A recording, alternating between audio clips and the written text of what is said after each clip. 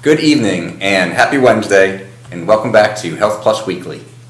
I am Dr. John Pacoa. I am joined by my co-host, nurse practitioner Hannah Raymond, and Peter Kohenna from the Southcoast Marketing Department. And we want to thank everyone for tuning in. Our goal at Health Plus Weekly, if you haven't watched the show before, is to help improve the health of the community by talking and discussing important healthcare topics, introducing you to members of the healthcare team at our local organizations, and answering your general medical questions. So we want to encourage people to send your questions in via Facebook and also via the anonymous line that we'll put up on the screen in a minute.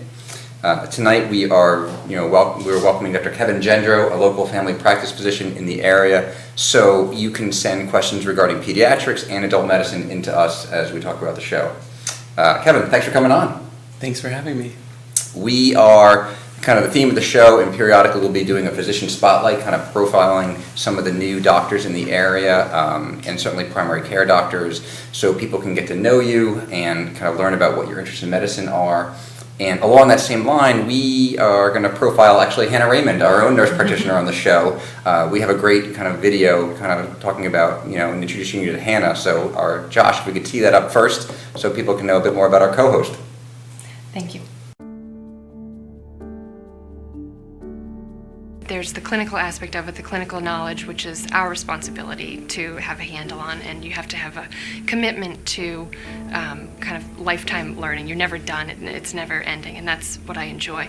But on the patient side of it, I kind of try to keep in mind it's a little bit different than the golden rule, like treat people how you want to be treated. I always think treat people how they want to be treated. It's not just treating the person, treating the disease, it's treating the whole family, treating the community, and making changes on that level instead of just on an individual level. Just helping patients and what's coming next, it's the challenge, it's the connections that you make, that's really motivates you to get moving in the morning.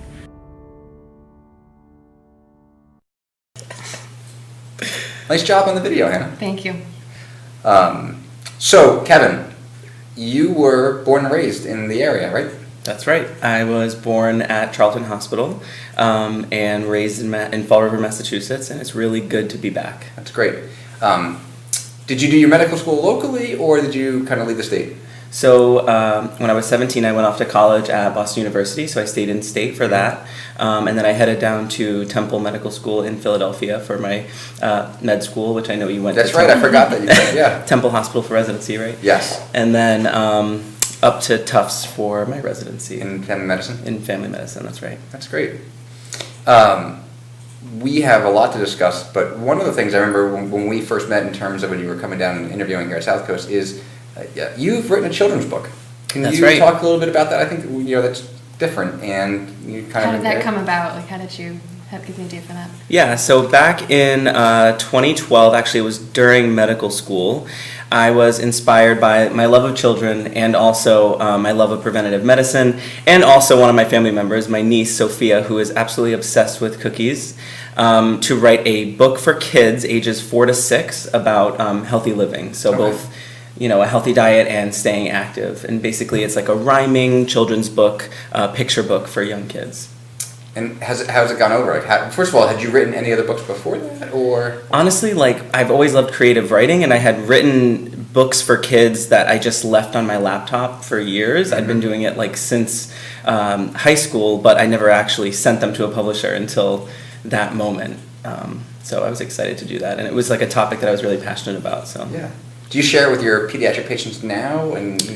I do. I have a copy in the office that I show to people, and I know, pediatric obesity is a big topic, big issue. So it does help. It can help facilitate conversations with parents and their kids about just small choices that they can make every day to be better.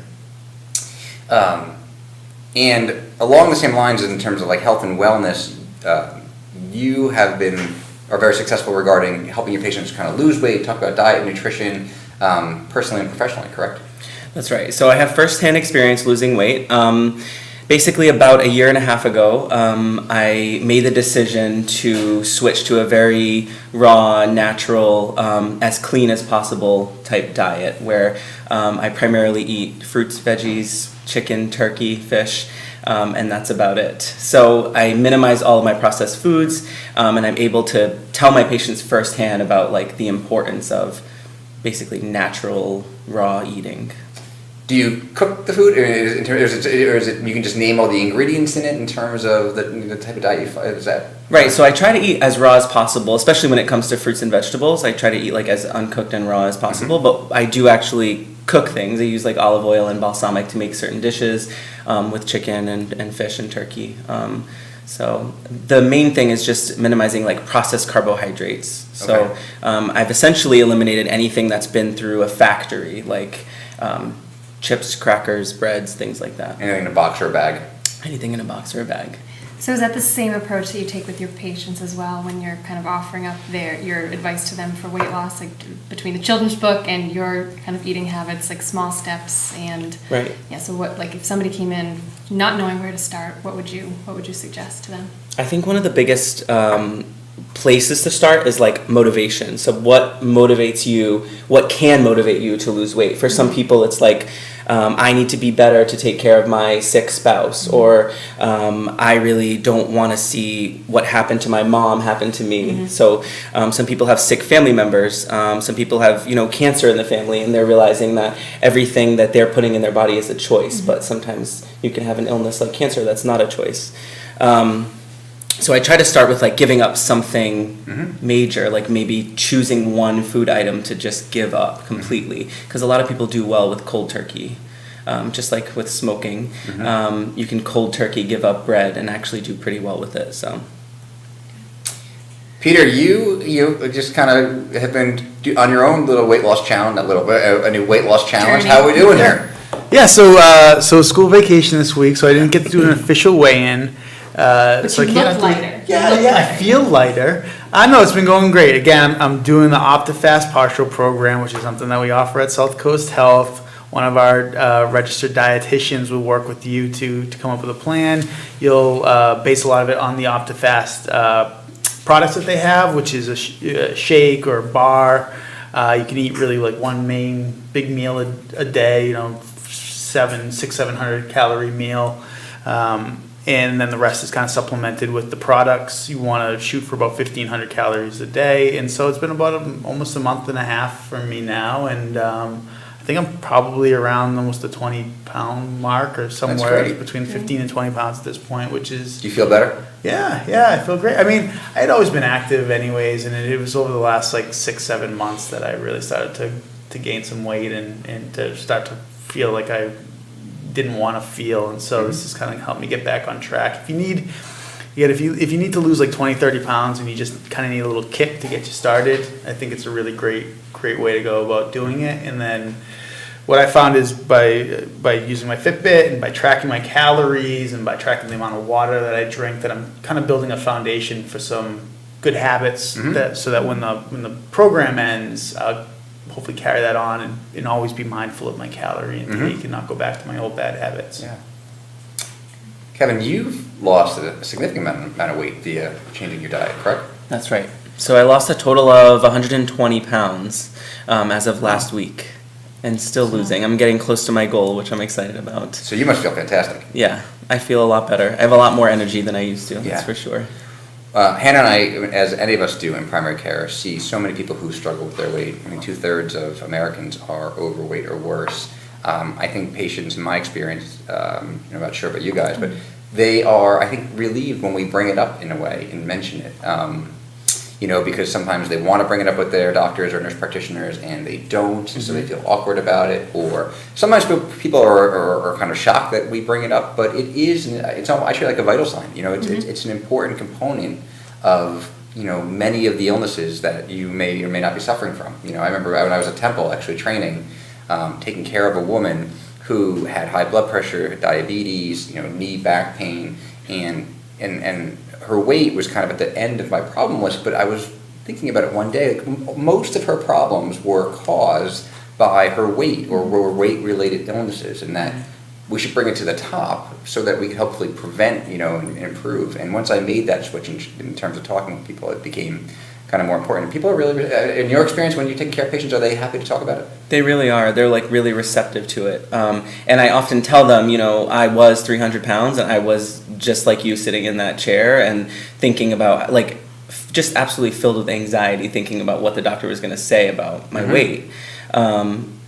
And I feel like if you treat it like a vital sign, I feel like if you say, this is part of everything that we check, and it's the computer's actually prompting me with little red flags for obesity, it's actually almost relieved, like they wanted to discuss it. Most people want to just like throw it out there and talk about it in the open. Yeah. Because you're like the one person that they can open up to as their primary care doctor.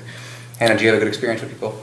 I do. People really like to talk about it, and what I try to stress, especially with my younger patients, is they may not have any of those problems yet, the diabetes, high blood pressure, or joint pain, and I like to stress that it's a lot easier to make the changes now for, like you said, sustainable choices that you can have your whole life and hopefully prevent against developing those complications now, rather than trying to backtrack and make a change later in life. So I find that people are really receptive to talking about it. We see, in our office usually 18 and above, you see younger, and so when they're, the leading cause of injury and death in young adults, and maybe it's different, but I think it's the same for pediatrics, is accidents. So we talk a lot about safety and just wearing your seatbelts and not doing stupid things. Men are exceptionally good at doing stupid things. 20-year-old men are really good at it. 44-year-old men are very good at it. After I just had a go-karting accident with my 10-year-old son over the weekend, but then preventing things, people, so much of what you mentioned before about things we can control, I think it's important for patients to know that the 4 behaviors that lead to almost all the chronic illness in this country are smoking, obesity, excessive alcohol use, and inactivity, and that if you start early and we can address those things, that we can prevent a lot of kind of trouble down the road. We do have one question that came in from Darlene. I think it's a good segue because you had some new flu data about kind of what's going on. So Darlene is wondering, her grandson is 14 months old and he just started Little People College, and her daughter is worried about the flu season. So kind of what are the chances of him getting the flu, kind of concerned about being around other children, which might be hard to nail down, but just in general, why do people find that, if they send their child to daycare or, preschool for the first year, why are they getting sick, seems like continuously? Like what's the mechanism there? Right. So basically daycare is germ central. I mean, most kids that go to daycare end up sick very often. Tons of viruses are present in like all daycares and preschools, and it's really hard to say when it comes to chances, like in terms of like 1 in 3, 1 in 5, the chances that your grandchild, is his grandson, grandson will catch something are pretty high. Probably some kind of virus along the way is possible. Flu season is starting to wind down, but we're still kind of in the middle of it. So it's so hard to put a number on it. I mean, really. So I can tell you as a parent who has 2 young children who both go to daycare, that for the first year that they were going to daycare, I mean, they were basically sick every day, and they brought that home to us as well. So my wife and I were pretty much sick every day. So if I had to put a number on it, I would say it's about 10 out of 10. But also, I think it's important to it's where all children are, right? Like whether because one of my favorite mentors in medical school was this tremendous pediatrician, and we were talking about this. And so some people, their children go to daycare, some people wait or at home, but it gets delayed when you go to kindergarten or school. So once you are introduced to a number of other children, be it daycare, first grade, that's when the passing of germs begins to happen, and in some ways bolsters immunity, and we've talked about this. But I wouldn't hesitate to send the grandchild to daycare over the flu. Just it seems like it's too cautious. Like you can definitely send him there over that. And 14 months, is it? I mean, I feel like that's when you start to get robust and more resilient than ever. It's really like children under age 1 that we worry about the most with the flu in terms of like respiratory side effects and any kind of like long-term issues that could happen. And a lot of times newborn babies are kept home for maternity leave, right, and they still have their mother's antibodies to protect them, but then they're entering the daycare 6, 12, 8 weeks afterwards, right as they're losing that protection and kind of you know, They have to build their own open, protection. And to echo what you said, we are definitely still in influenza season. Yep. It is kind of ongoing. So, it's good that you have a heightened awareness about your grandson and all grandchildren. Signs and symptoms of influenza in, young children are. So one of the biggest things to look out for is fever, of course. So 100.4 or higher is the number, that's the cutoff for fever. And another very important thing is breathing. So looking at basically their rate of breathing. Some other important things are mother and father's intuition. A lot of parents kind of know when something's off, as you know, as a dad. So if you think that your child is a little more lethargic than they should be, if they're not eating enough or drinking enough, those are things to look out for, especially to the point of not actually urinating as much as they're supposed to, because that's the first sign of dehydration. So counting the diapers. Counting the when they're diapers, sick, that's right. Yeah, they should have at least one wet diaper every 8 hours. Correct. Yeah. Yep, at least.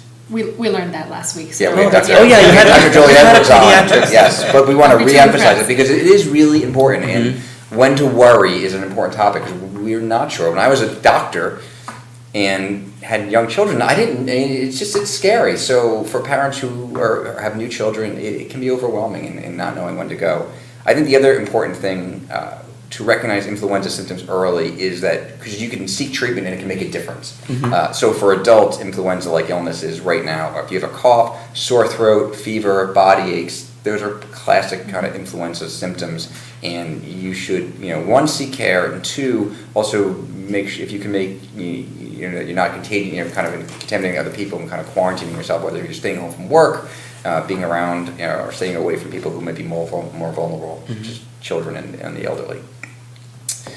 Peter, the hospital has seen a significant amount of flu visits in the emergency departments, but good news in the sense maybe this week it's starting to tick down a bit? Yeah, the numbers have started to decline. We were seeing the numbers in the 300 range, 300 new cases, and that was for all three hospitals combined. That was outpatient and inpatient cases. This past week, we saw that number decrease to about half of what it had been, to about 180 or so, which is getting us back to the levels we were at about a month ago, just before we hit the peak. So fingers crossed, we might start to be on the decline. But as we talked about earlier, our flu season here usually runs through the end of March, so we still have a long ways to go until we're definitely out of the woods. Yeah. And flu A is what we're seeing now, and flu B tends to come in a bit later in the season too. So we're still waiting for that. I did see an interesting report on Friday just about the efficacy of the flu shot for pediatric patients. That it's actually higher than the efficacy for adults. That somewhere around 25-30% for adults, but that it's actually hitting on like a 59% effectiveness for children I haven't a seen little that. younger. This was numbers from the CDC. So I think it's just something to consider if you have young kids who still haven't been vaccinated. Yeah, do you guys still at this point in time would you still recommend a flu vaccine if someone hasn't got it? Absolutely. Yeah, absolutely. We still are. And some of my patients come in and say, the vaccine is not that effective, anywhere between 10 and 30%. And I say that maybe, that could be true. But I say if you were standing on the road and there was a car that was going to hit you and someone said just step over here and you have a 30% or 10% chance of not getting hit by the car, which if you've ever had the flu, it kind of feels like you got hit by a car. I've been hit by a car and I've had the flu. I know both. I think you would do it. So don't discount the 10 to 30%. I mean, it's still significant. And so, where is your practice, Kevin? Why don't we tell people where you're located? It is at 208 Mill Road in Fairhaven. Okay. I have a quick question. Can you just tell a little bit about what's the difference between a primary care and family medicine doctor and a pediatrician? Just kind of tell people at home kind of how they differ. Sure. So pediatrics is typically from birth to age 18 or birth to age 21. Family medicine is really from birth to death. The whole idea of family medicine was created around taking care of the entire family, and that's basically from newborns, even during the obstetrical period, delivering babies, and then all the way through old age. So that's family medicine, and then internal medicine and primary care and internal medicine is basically what John does, and that is adults age 18 plus. And I think the definition of internal medicine, and I think it is similar to family medicine in the sense of it's all diseases affecting the adult, excluding those of the central nervous system and the skin. So as an internist, we get trained in, cardiac, pulmonary, heart, lungs, kidney, bowels. We do actually get a fair amount of neurology training as well, some derm, but so it's a pretty broad scope in terms of what we can see. We don't do anything surgical. Do you do any procedures or in your office? No. No, I don't either. Hannah in our office does a lot of our women's health in terms of doing patent pelvic exams and working with a lot of our women patients. If I'm just curious, what made you go pursue medicine? Did you go right after college to medical school, or did you always know? I did. I mean, I was pretty young when I knew that I wanted to become a doctor. I pretty much always loved science as a kid, but it was when I was around 9 years old, my father had a coronary artery stent placed for basically an obstructed vessel, and it was then that I knew I was asking a million questions when he was in the hospital. He was actually at Rhode Island Hospital. I was asking a million questions, and I realized that I could basically take my passion for the sciences, biology, and all of that, and like meld it with my passion for medicine and do this thing as a doctor for real. Then later in life, like when I was a teenager, he was unfortunately diagnosed with melanoma and passed away from that, actually. So that's what prompted me to do preventative medicine, because I knew that is something, a regular routine skin check basically could have caught that melanoma on his back that killed him. So pretty much all revolved around my father choosing medicine as a career. Yeah, his health issues and how they influenced you. Yeah. Yep. You talked about being interested in kind of nutrition and weight loss. Do you have any other, you're good at everything, you have to do everything, but do you have any other favorite areas of interest in terms of your clinical practice? In terms of what I was just talking about with my father with melanoma, so dermatology has been an interest for me. In medical school and in residency, I took extra courses and basically extra rotations and extra work in dermatology, just because I was pretty passionate about being able to find certain moles, certain melanomas that were abnormal on exam. Other interests for me include, in the medical field, other interests are pediatrics, of course, adolescent health. So I really love taking care of kids in their teens. I did some work covering this behavioral health floor at Kearney Hospital during residency, and I basically developed this passion for taking care of kids who are dealing with psych issues. So I really like that as well. Got an anonymous question that came in. It was if you could talk a little bit more about your 120-pound weight loss and just how you did. I know we touched upon it a little bit, but if there's any additional details that you could share, just how was there an exercise component to it? I know we talked a lot about the nutrition that you've done, but were there other things that you've done as well to help lose that weight? Yes. So there is an exercise component. I guess I can start with that. When I first started losing the weight, I knew how important exercise was, especially when it comes to keeping the weight off. So I knew that diet was huge with losing the weight, and exercise would be huge with like keeping the weight off and keeping my heart healthy. So there was an exercise component, and I don't exercise as much as I used to, but when I began doing this, it was typically 3 days a week of mostly cardiovascular exercise. And I would do 60 to 90 minutes. And I did that because that's actually what the recommendations are medically for weight loss, is 60 to 90 minutes, most days per week, to help with losing weight. And for me, it really helped with like maintaining and helped me keep on track. But most, I would say 90% of my weight loss has to do with basically what I was putting into my body. And when it comes to that, I have a kind of short list of things that I eat, so it makes it kind of easy to share with patients. So it's fruits, and that's like any fruit, essentially. Like the list is really long. And do you limit the servings? Because fruit does have natural sugar. No, so I any really amount don't. of fruit. Okay. Nope. Any fruit, any vegetable, as much as you'd like of either. Nuts, and when it comes to nuts, the most important thing is unsalted, unroasted, because they're often roasted in canola oil or something else that's terrible for you. Honey roasted's okay though, isn't it? I'm No. pretty sure, is that okay? Because I kind of like that. I don't know, probably. Chocolate. Do they have? Is it really just honey though? Like, is there also high fructose corn syrup? Because that's a problem. How do you manage your portion control with high caloric foods like nuts? And I'm not sure if avocado is something you eat, but I don't manage portion control that much, honestly. So even on the nuts when with high. No, I go a little crazy, but it like hasn't mattered, right? Like the weight just keeps melting off, no matter how much. fascinating. Yeah. So it's kind of the unrestricted part is the good part of the diet. The bad part of the diet or the difficult part of following this. It's not really a diet, it's like a lifestyle because I've been doing it for a year and a half. But the difficult part is giving up foods completely that you really have grown to love. Like people are practically addicted to bread and pasta and pizza and rice and so it can be hard for people to give up things like that. Do you ever allow yourself any of that?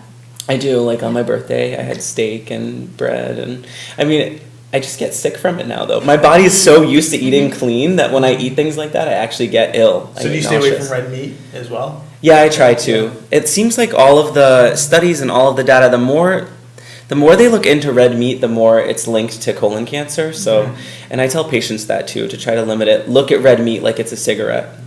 So you wouldn't really, you can't really have much harm from a cigarette if you smoked one cigarette per year or one cigarette per 6 months. But if you're smoking a pack a day or having steak every other day, then it's a problem.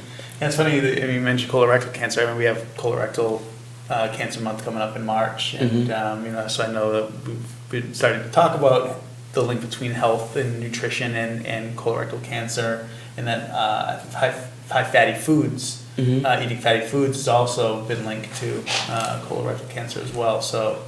I mean, and we've talked about it on the show a lot. I don't know if you've seen it, but the blue zones or the areas in the world where people live the longest, and they've studied, they definitely know that those people eat, an 80% kind of plant-based diet, and they do kind of limit their protein, and it's usually like fish or a lean meat. So just kind of subscribing to what you're talking about, and they're lean. Like the people who live the longest in the world also are kind of on the leaner side. They exercise regularly. They're active in their jobs, or they subscribe to some sort of regular exercise routine. So yeah. Hannah, about you, medicine. What made you go into medicine? For kind of actually, as you were talking, it kind of echoed what I felt growing up too. I was really interested in science, and then I always really loved people, and so I figured, what better way to kind of combine those two things together. My grandfather was a doctor, maybe as you heard on the little video. Thank you very much for rolling that, by the way. We're gonna help. Surprise, We're gonna help. And just kind of, as you go through college, you kind of pick out what you don't want to do, and it just landed on the combination of you could be really proficient in science and kind of the lifelong learning that comes along with medicine, and nursing as well, and really connect with people, every day. So that was where it kind of, the rubber hit the road for me there. I just want to point out that we've got a ton of shout outs for you, Dr. Gendreau, on comments so far. Debbie, Christina, Lorraine, Denise. That's my mom. My mom's watching too. Bless mom. Just a bunch of Monique, Elaine, just a ton of just people, just really love you, and Thanks, guys. And the question of the hour from Tony: are you taking new patients? Yes. Okay. And how can they find you? Are you doing the online scheduling? Can new patients sign up Yes, online right? for you? Okay. Yep. New patients can schedule online, and then I can give the number for the office too. Or we if can you'd put like. it up on the screen. Oh, you want to too. just put it up on the yeah, screen? I can. Do you have it? I can put it right here in the comment section, actually. But the Find a Doc portion of the Southcoast website, also you can search Kevin Gendreau. and That's right. find it. I'm open to online scheduling. So Which is nice. yeah, people can get in like within a month or two with the online scheduling, I believe. Did you? Go ahead, Pete. Oh, sorry, there was one other question that just came in here. Did you see that one, Hannah? About the from Maggie? Oh, Maggie's son is coming down with something. He is complaining of the chills and can't shake it. So kind of sounds like it might be the flu, but certainly a lot of viruses are kind of presenting that way as well. So it's hard to know without the full constellation of symptoms there. But yeah, it could certainly be the flu. We do have another question coming in here, actually from my mom. What is your strategy for reducing or avoiding food cravings? I'm with you, Mom, on that one. So having to eliminate kind of Right. any, certain foods that you really enjoyed, was that difficult to begin with, and then does it ever come back now, or you just don't miss them? So I definitely miss them, but the cravings decrease over time. The first few weeks were the absolute worst. When you cold turkey give up bread and pasta, and you're used to eating like fettuccine alfredo with Italian bread and dipping it in it every day, that is very difficult, and it's really hard for patients. And I totally emote with them and can talk to them about it and basically complain with them about it, because it's really hard to give up that stuff. Some people get to eat whatever they want every single day and be as skinny as a twig, but a lot of people can't.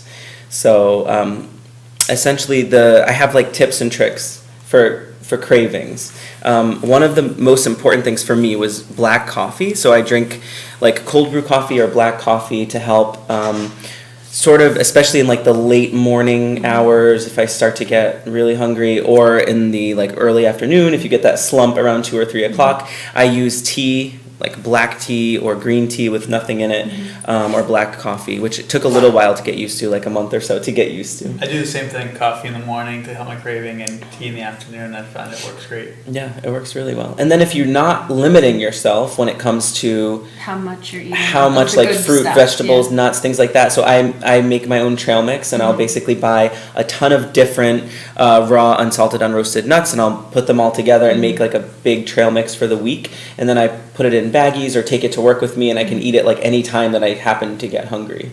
And that's nice because you can kind of customize it, personalize it.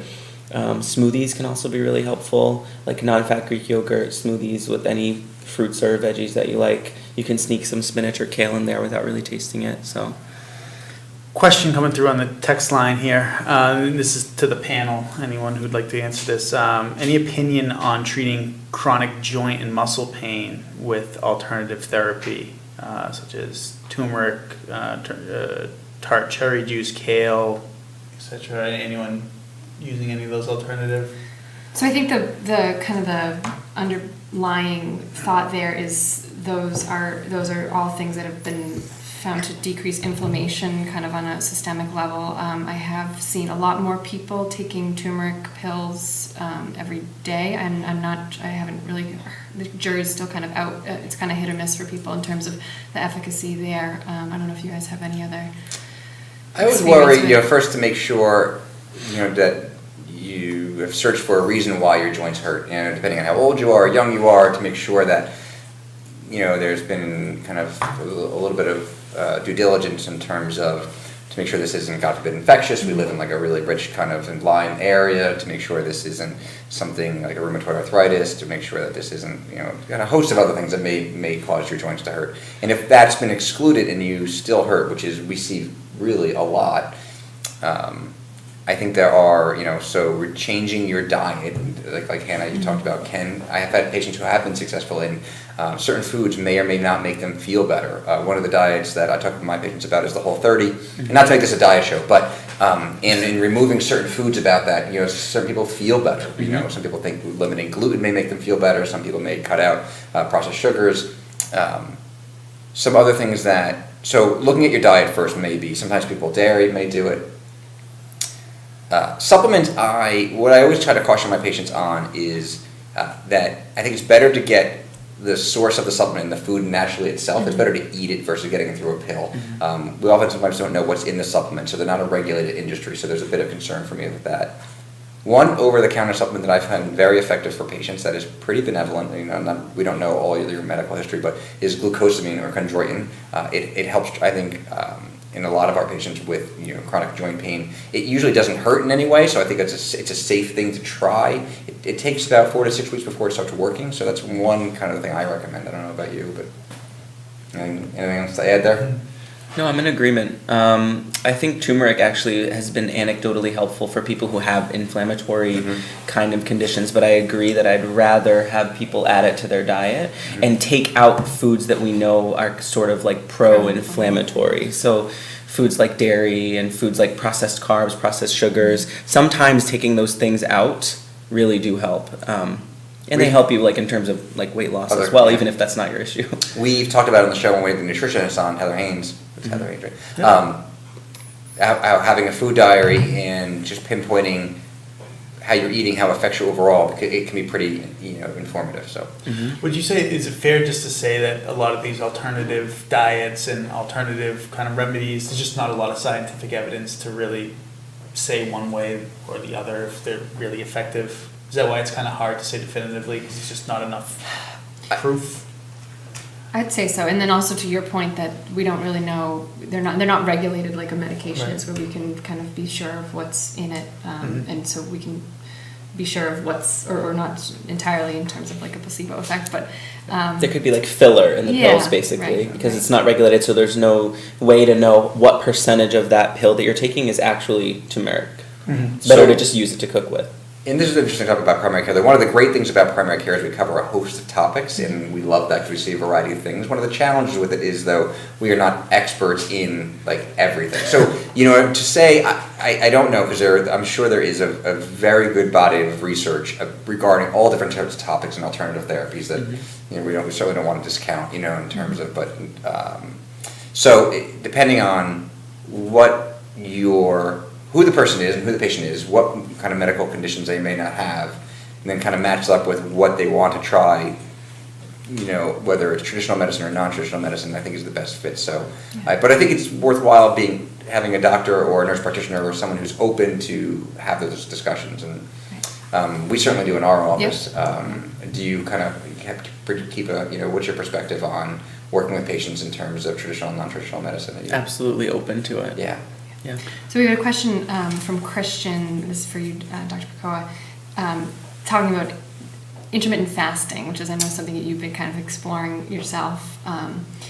He just started doing an 18-hour intermittent fasting, and do you have any kind of thoughts about that? Like, what have you read about it, benefits, risks? So it is, thanks, great question, Christian. It is, I've been reading more about it. It certainly is in the literature more. The idea behind it is that it's perhaps not as important what we're eating, but when we're eating, and confining our times to either 8 hours a day or 12 hours a day and doing this.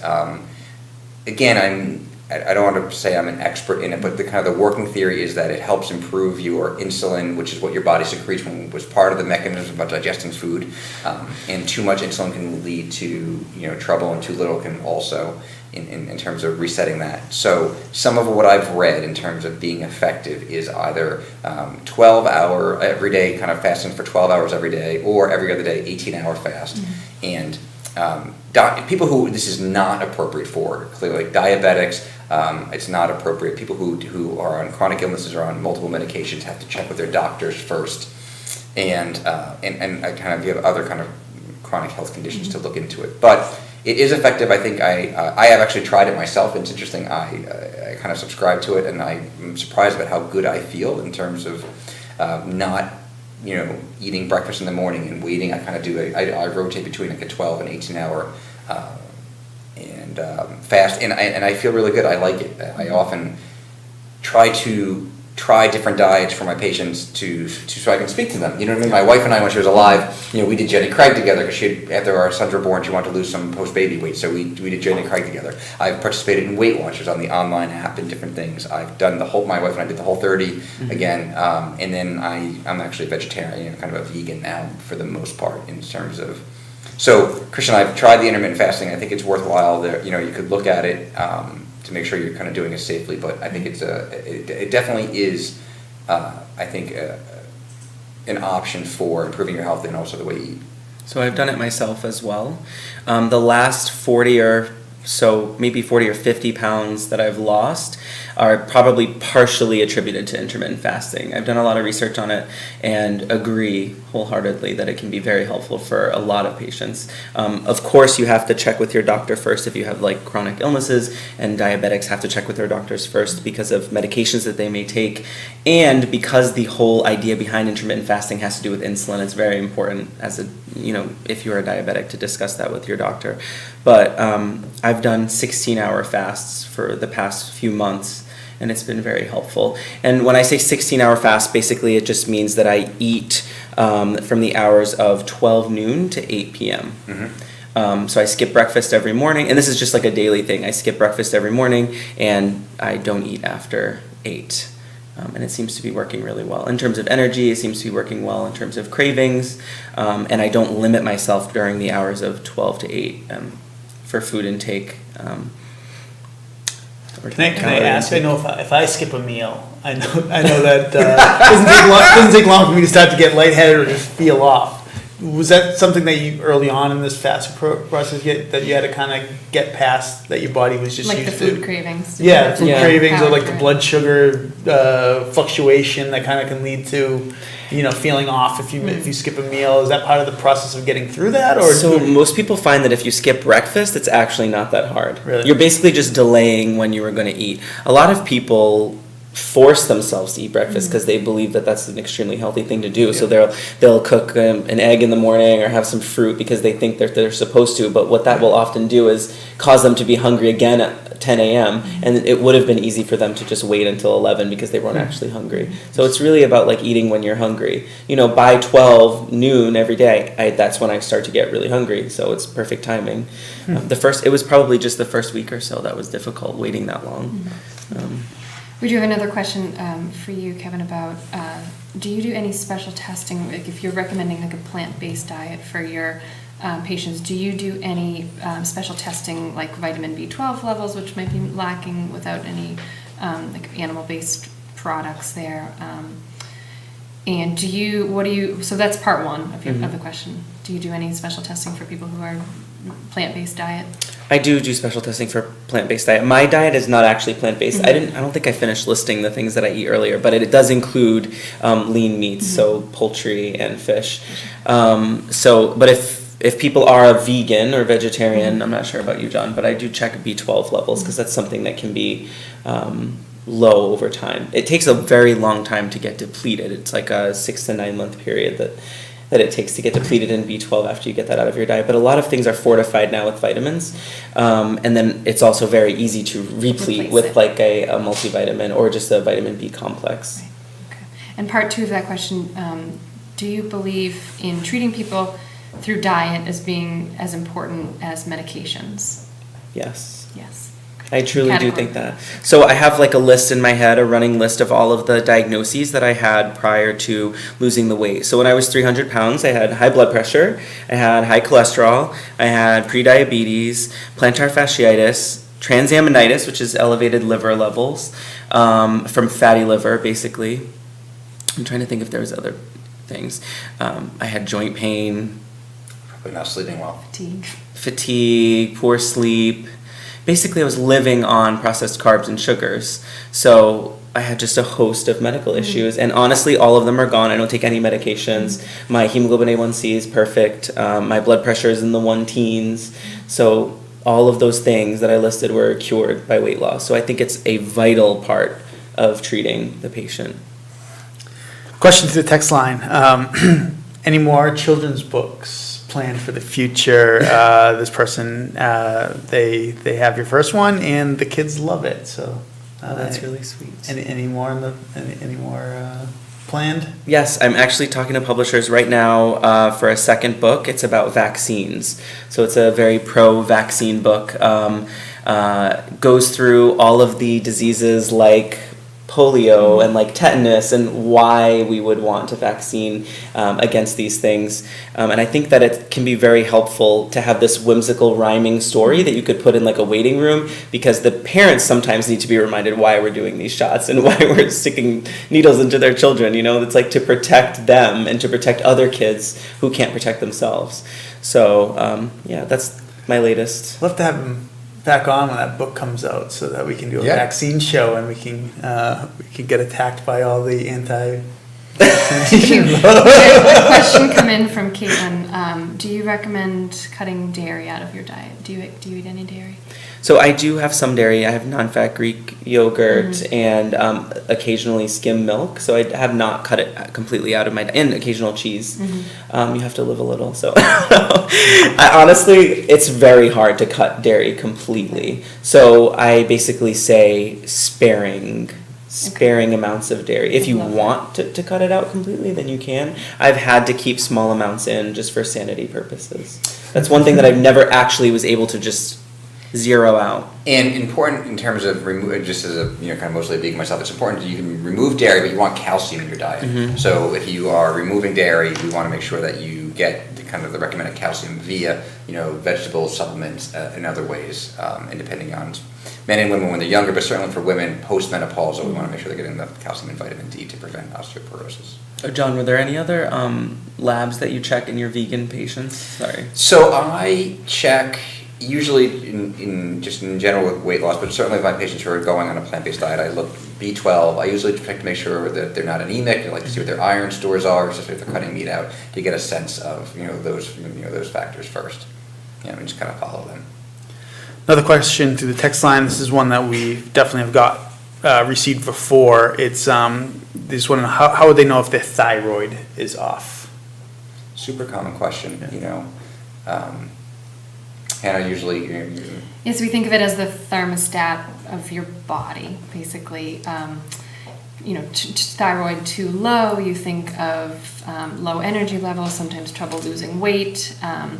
Sometimes your skin gets a little bit dry, your hair can get a little bit brittle, your nails can get brittle.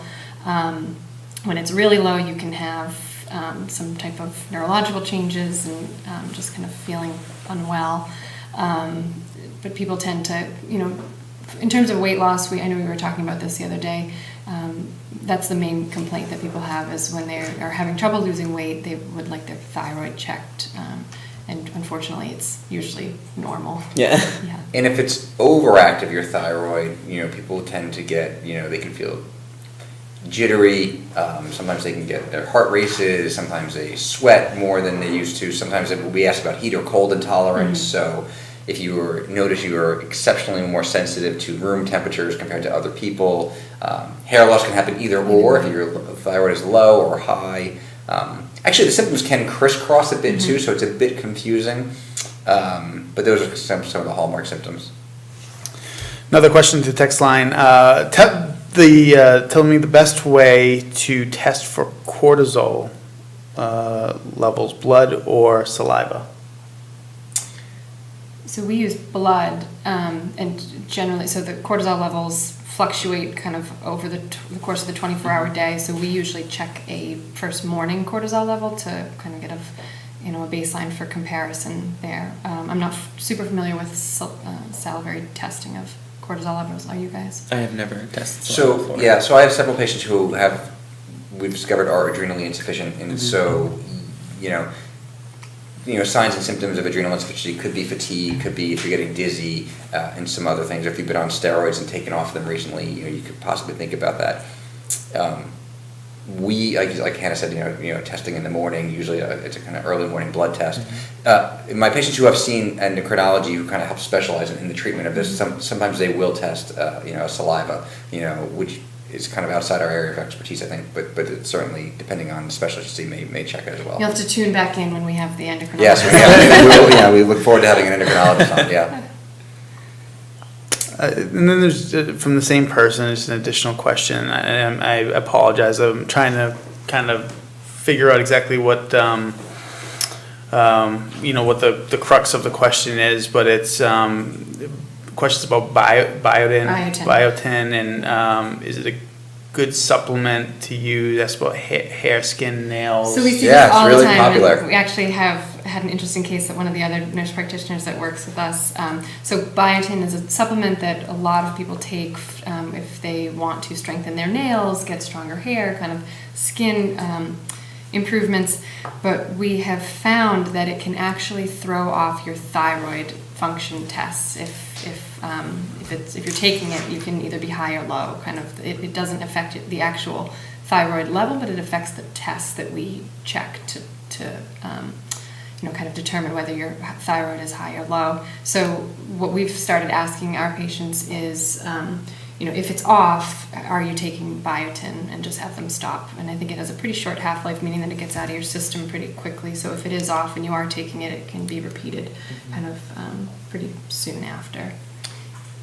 Which is kind of just a good topic, I think, to talk about, that when you're a patient, you're seeing your doctor, to make sure you discuss with us everything you're taking, including medications and supplements and maybe dietary changes, because we forget sometimes, or people don't think to mention that they may be on certain supplements or trying something, because it can affect how you feel, it can interact with your medications or lab tests, and it can sometimes, in the safest way, just save you some additional testing because something might be off, or in the most serious consequences actually can lead to some serious problems. They can irritate the liver, they can affect bleeding in some ways. So when you're in your doctor's office, and we try to tell our medical assistants, and when we're taking histories and going through things, but to capture everything that you're taking, because often when someone comes in with a complaint or something, I usually ask pretty early on in terms of, have you changed your diet, have you any new supplements or medications, and because it can affect things. So. This is a great question. I'm just going to read it verbatim. This is from a patient of yours. It says, That's nice. Dr. Gendro has changed my life on a personal level. He diagnosed me with cancer and helped me every step of the way. Does Dr. Gendro feel that any patients have changed his life? And if so, is there a warm moment that you can think back of, with a patient really affecting your life in your perspective as well? Yeah, I mean, that actually happens pretty often, but there's one instance in particular. It was when I was at Temple, so in medical school. Thank you for the question, by the way. I'm not sure which patient that was. It was through the anonymous text. Oh, my new favorite patient. He or she will have to let me know. Anyways, so when I was at Temple in medical school, I was on my rheumatology rotation, and there was a young man in his 20s who was hospitalized in the ICU with a very, so what they thought was sepsis, and a very difficult case to cure of sepsis. He was on 1 million different antibiotics. He was on antivirals for CMV, for example, like rare viral illnesses, rare antibiotic. Basically, no one could figure out what was going on with this guy. So I was rotating on rheumatology, and believe it or not, they got the autoimmune rheumatology team involved because they thought perhaps this is not a virus, perhaps this is not bacterial. Maybe this gentleman who's in his 20s is in the ICU intubated because his body is attacking itself. So he ended up having a very rare syndrome called macrophage activation syndrome, which is essentially he was born with a body that decided to attack itself because he had like a flu virus. And that patient changed my life. I took care of him every single day. I rounded on him every single day, and his entire family was there. They were there from a foreign country. And I became very close with them. I spent hours of my day with them for an entire month. And he actually called me. I don't even remember giving him my cell phone number, but he called me a couple of years later, and then he started calling me every holiday season just to like wish me a Merry Christmas and thank me for saving his life. And it just like really reminds me why I chose to go into medicine, was to try to help people and fix people, and it was all about the human connection. So I like really thank him for being part of my journey and my training. Was it Dr. Cohen, by chance, who was the rheumatology attending, who when you were? No, it was Shakuri. Okay, yeah. So I think that's a great question. Can I ask the same to you both, Hannah, Dr. Pakoa? Have there been moments in your career? I'm most often reminded pretty much every day about just how lucky we are to be a part of our patients' lives. That they really open up to us, and we're just kind of visitors in their lives, and how we should be honored and respectful to kind of be there when they're sharing their experience with us.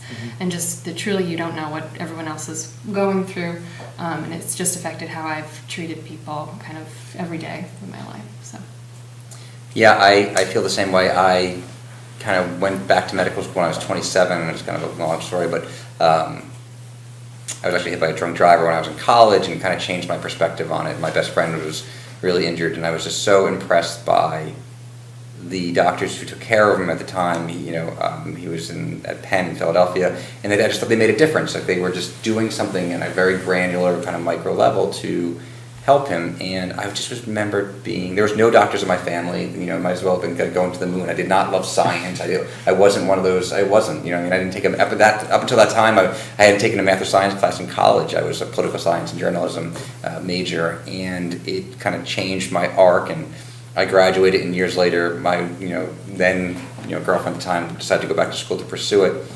and so it sounds trite, but like a dream come true to become a doctor. And I think it's the greatest privilege of my life to be a physician, and to be a part of people's lives, like Hannah said, every day is amazing. And that's one of the things why I chose primary care. I just knew I wanted to do that. I didn't want to sign off. I wanted to be there, be someone's doctor. I still think gives me like the chills. Like, I'm someone's doctor, And I've been here since 2009, and there are so many patients who I'm just so proud to know them and take care of them, and we've taken care of each other in some weird ways. Like, sometimes I think they don't realize how much we get out of seeing them and how much they make your day, and so it really is just a great thing to be able to be part of. all right, we're ready for the lightning round.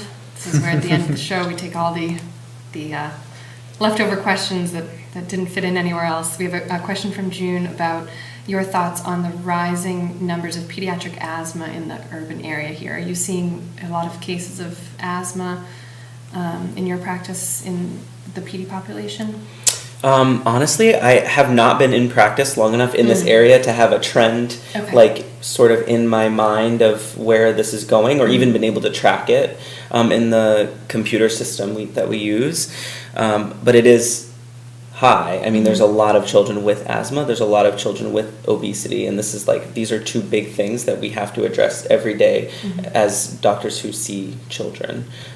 So I can't say much about the trend. I know it's worsening like nationwide, and I know it's worsening in urban areas. So I'm sure if we could run data, and probably can, like in a year from now, once I've been in practice here for a year, that you can see a trend that it's worsening. So we'll see. That's a TBD kind of question. To be determined. Do you have any other questions on the anonymous line? We're all caught up on the text line. Awesome. Hey, Kevin, thank you very much for taking an hour out of your Wednesday night to field some questions and tell the community about yourself. Thank you so much for having me. Hannah, Peter, any closing thoughts, questions? No, thanks. Tune in next week. Good luck to both of you. Peter, Kevin, on the continued weight loss journey. Peter will keep us updated. We want an actual number next week. I will have an actual number next Wednesday. Hoping I'll be over that 20 mark. So we'll see. Good luck.